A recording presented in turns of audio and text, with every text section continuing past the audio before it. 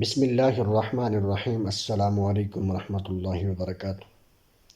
ناظرین، امید کرتا ہوں آپ سب خیر و عافیت سے ہوں گے۔ آج میں آپ کے سامنے ایک اہم ایشو پر بات کرنا چاہتا ہوں۔ اس سے پہلے کہ میں آپ کے سامنے بات کا آغاز کروں، میں سب سے پہلے حضرت مفتی سعید ارشد الحسینی صاحب سے دلی طور پر معذرت چاہتا ہوں، معافی چاہتا ہوں، اور ان کے چاہنے والوں سے بھی دلی طور پر معافی چاہتا ہوں۔ اس کی وجہ، کچھ عرصہ پہلے میں نے حضرت مفتی صاحب سے ویڈیو کے ذریعے، سوشل میڈیا کے ذریعے کچھ سوالات کیے تھے جو کہ مجھے محسوس ہو رہا ہے کہ مجھے نہیں کرنے چاہیے تھے۔ اور جب بندے کو اپنی غلطی کا احساس ہو جائے تو معافی مانگ لینی چاہیے۔ اس لیے میں نے ویڈیو کے ذریعے حضرت سے سوال کیے تھے، جس پر حضرت کا ظاہری بات ہے دل دکھا ہوگا، ان کے چاہنے والوں کا بھی دل دکھا ہوگا۔ اس لیے میں ویڈیو کے ذریعے ہی حضرت سے معافی چاہتا ہوں اور ان سے معافی کا طلبگار ہوں۔ امید کرتا ہوں کہ حضرت مجھے معاف کر دیں گے، اور ان کے چاہنے والے بھی امید ہے مجھے معاف کر دیں گے۔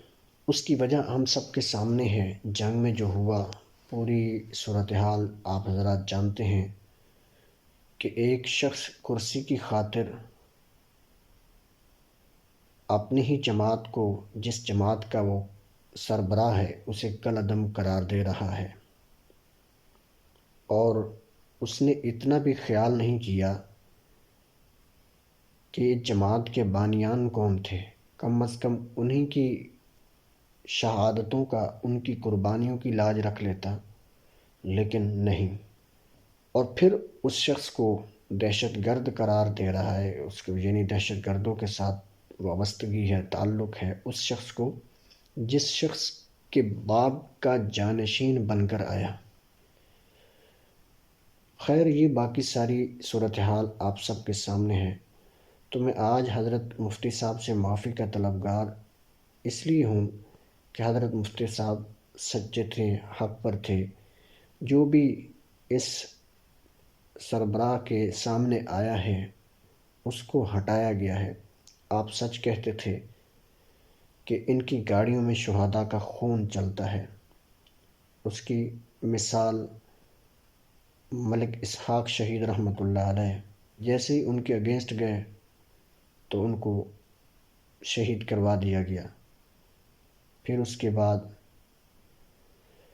ابھی مولانا اورنگزیب فاروقی نے کئی دفعہ اپنی نجی محفلوں میں کہا کہ میں مولانا معاویہ اعظم کو زندہ بچانا چاہتا ہوں۔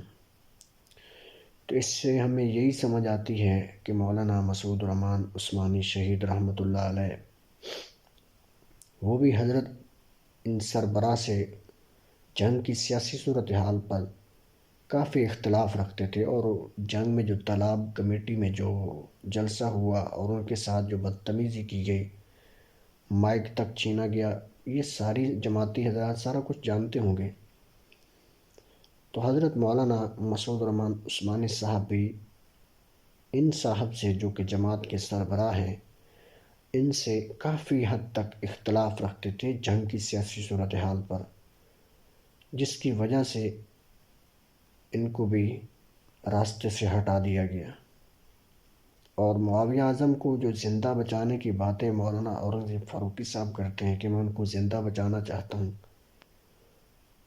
تو اس کا مطلب یہی ہوا کہ وہ سربراہ کے اگینسٹ اس کے مقابلے میں نہ آئے، تب ہی اس کی جان بچ سکتی ہے۔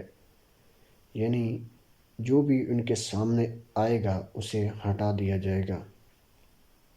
باقی آپ سب جانتے ہیں کہ ہٹانے والا خود تو ہٹاتا نہیں ہے، کسی کے ذریعے ہی ہٹایا جاتا ہے۔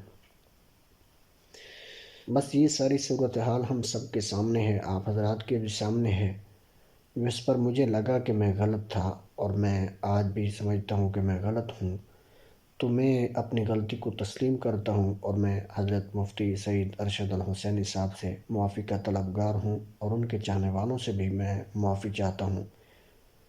غلطی کا جب بندے کو احساس ہو جائے تو بندے کو معافی مانگ لینی چاہیے۔